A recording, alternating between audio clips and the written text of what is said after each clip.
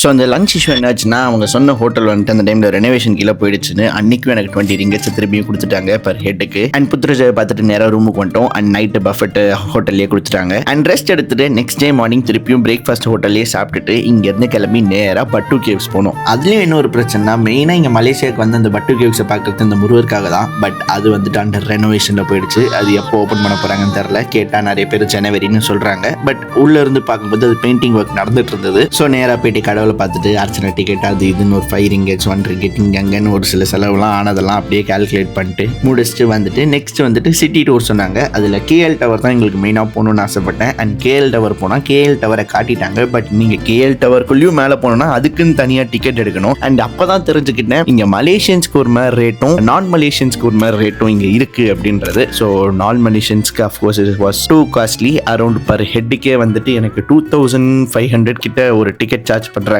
நம்மளுடைய கரன்சி படி.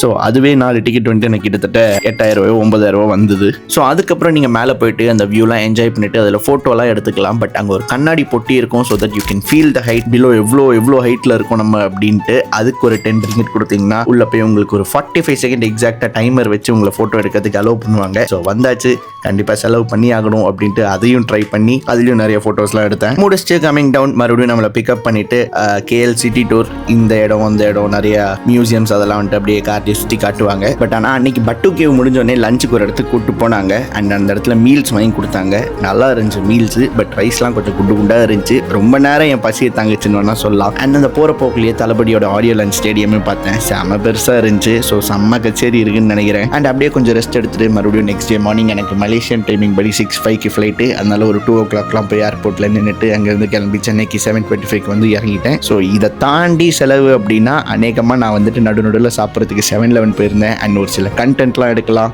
பட்ஜெட் சீரீஸ்லாம் எடுக்கலான்ட்டு அதுக்கும் கொஞ்சம் ஸ்பெண்ட் பண்ணியிருப்பேன். பட் இதெல்லாம் வந்துட்டு நான் ஒரு தனியாக வச்சோன்னா நான் கையில் லிக்விடாக எடுத்துகிட்டு போனால் அந்த கேஷ் காலியாகிட்டு இருக்கும். அண்ட் எனக்கு பெருசாக தெரிஞ்ச செலவு வந்துட்டு அந்த என்ட்ரன்ஸு இல்லை அந்த கேஎல் டவர் தான். அண்ட் அந்த இடத்துலலாம் மேக்ஸிமம் அவங்க கார்டு தான் அக்செப்ட் பண்ணுறாங்க. அண்ட் இது எல்லா டூரிசம் தான் சொல்கிறேன். அந்த என்ட்ரன்ஸ்லாம் கூட அப்படியே அந்த பேக்கேஜ்குள்ளேயே ஆட் பண்ணிட்டீங்கன்னா நல்லாயிருக்கும். அதே மாதிரி பட்ஜெட் ஃப்ரெண்ட்லியாக ஆட் பண்ணிங்கனாலும் நல்லாயிருக்கும். ஏன்னா நேரில் போய் கேட்கும்போது பக்குன்னு இருக்குது. அதனால அதையும் ஆட் பண்ணிட்டீங்கன்னா போய் பார்க்கும்போது சாட்டிஸ்ஃபைடாக இருக்கும் இன்னும். ஸோ 2 பார்ட்டோட வீடியோவும் பார்த்துருப்பீங்கன்னு நினைக்கிறேன். டோட்டல் பட்ஜெட்டை டிவைடட் பை 4ன்னு போடுங்க. ஸோ ஒருத்தருக்கான பட்ஜெட் என்னன்னு உங்களுக்கு தெரிஞ்சிடும். அண்ட் முக்கியமாக எவ்ரிடே எங்களை 7 o'clockலாம் விட்டாங்க. அதுக்கப்புறம் நான் கிராப் யூஸ் பண்ணி நானாக தனியாக போய் எக்ஸ்ப்ளோர் பண்ணதெல்லாம் அதில் இருந்தது. அண்ட் ஒரு வேளை ஃபுட் பாண்டான்ற ஆப் இருக்குது. பட் அதில் ஆர்டர் பண்ணுறதை விட சைனா டவுன் அங்கே இங்கே போய் எக்ஸ்ப்ளோர் பண்ணால் இன்னும் நிறைய ஃபுட்ஸ் ட்ரை பண்ணலாம். அதனால இந்த கிராபை ஞாபகம் வச்சுக்கோங்க. ஸோ இன்னும் நீங்களாக போய் எக்ஸ்ப்ளோர் பண்ணணும்னு நினைக்கும்போது அது யூஸ்ஃபுல்லாக இருக்கும்.